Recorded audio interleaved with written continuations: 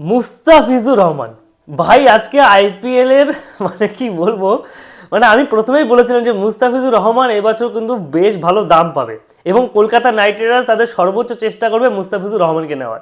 এবং মুস্তাফিজুর দাম উঠেছে আজকে 9,20,00,000 টাকা।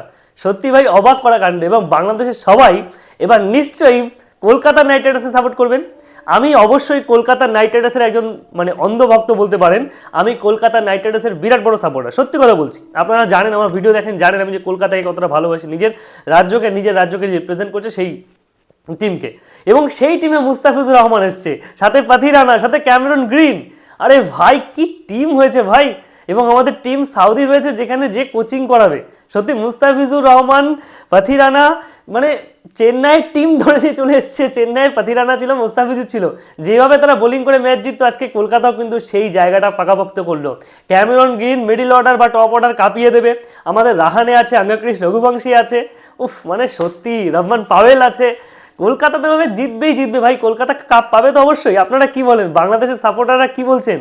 এবং মুস্তাফিজুর রহমানকে নিয়ে আমি কিন্তু আগেও 2-3টে ভিডিও বানিয়েছি যে কলকাতায় কিন্তু মুস্তাফিজুর রহমানকে নিতে পারে।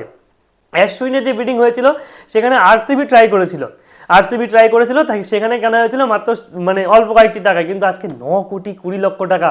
বাংলাদেশি প্লেয়ার হিসাবে এই প্রথম বিদেশে এত টাকায় তাকে কেনা হয়েছে। একবার ভেবে দেখেছেন? এর আগে চেন্নাইয়ে খেলেছে 2 কোটি টাকায়, বা দিল্লিতে খেলেছে, সানরাইজ হায়দ্রাবাদে খেলেছে, রাজস্থান রয়্যালসে খেলেছে। এখন সে কলকাতা নাইট রাইডার্সে খেলবে, আমাদের ঘরের মাঠে, কলকাতার মাঠে। মুস্তাফিজুর রহমান সত্যি ভাই কামাল করে দিয়েছে। বাংলাদেশের মানুষরা আপনারা নিশ্চয়ই খুশি হয়েছেন। আপনারা কি বলেন অবশ্যই কিন্তু কমেন্টে আপনাদের মতামত জানাবেন। আর মুস্তাফিজুর রহমান এবছর আইপিএলে কতগুলো উইকেট পেতে পারে আপনাদের কি মনে হয়? 25টার বেশি উইকেট পাবে কি? যদি পুরো ম্যাচ খেলে, এবং পুরো ম্যাচ অবশ্যই খেলবে, এবং এনওসি অবশ্যই মুস্তাফিজুর রহমানকে দেবে। আর কাউকে দিক আর না দিক, মুস্তাফিজুর রহমানকে যদি সম্পূর্ণ এনওসি দেয়, বাংলাদেশ কিন্তু আগের মতো সেই ভুল আর করবে না। যদি দেয় ভাই, তাহলে সম্পূর্ণভাবে কিন্তু মুস্তাফিজুর রহমান পুরো আইপিএল খেলবে। এবং পুরো আইপিএল খেললে ভাই সত্যি কথা বলতে সে কিন্তু কামাল করে দেখিয়ে দেবে, কেননা সে এখন যে হারে ফর্মে আছে, এবং কি বলবো সত্যি দুর্দান্ত ফর্মে আছে। সে আইএল টি20 খেলছে, বা যেখানে খেলুক, বাংলাদেশের খেলাতে খেলছে, বা যেখানে তার ডট বলের সংখ্যা থেকে শুরু করে, মানে যখন যেরকম বল দরকার, কাটার বল থেকে শুরু করে সব রকম বল কিন্তু তার কাছে ভেরিয়েশন আছে।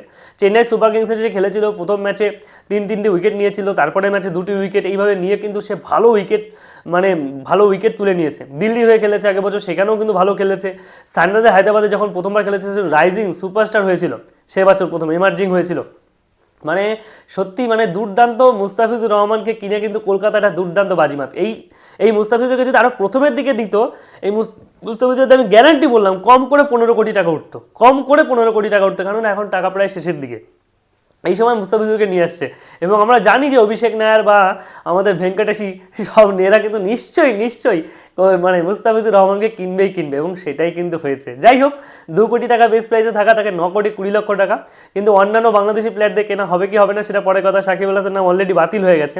তানজিম সাকিব থেকে শুরু করে যারা আছে তাদের কেনা হবে কিনা জানি না, এখনও পর্যন্ত ভিডিও বানাচ্ছি, এখনও পর্যন্ত জানি না, এরপরে হতে পারে হয়তো বা। যাই হোক, তাদের খেলার মধ্যে তাদের যে কী হবে সেটাও দেখার অপেক্ষা। তবে মুস্তাফিজকে আইপিএলে কিনবে এটা সবাই জানে। মানে আমি জানতাম কোনো না কোনো টিম পাবে। বিশেষ করে কলকাতার থেকে নজর, কলকাতা এবং চেন্নাই দুর্দান্ত লড়াই করে শেষ পর্যন্ত মুস্তাফিজকে নিতে জয়ী হলো কারা? আমাদের কলকাতা নাইট রাইডার্স। তাহলে আপনারা খুশি তো? অবশ্যই কলকাতাকে সাপোর্ট করবেন তো? অবশ্যই কেকেআরকে সাপোর্ট করুন, কলকাতা নাইট রাইডার্সের অফিসিয়াল পেজকে ফলো করুন।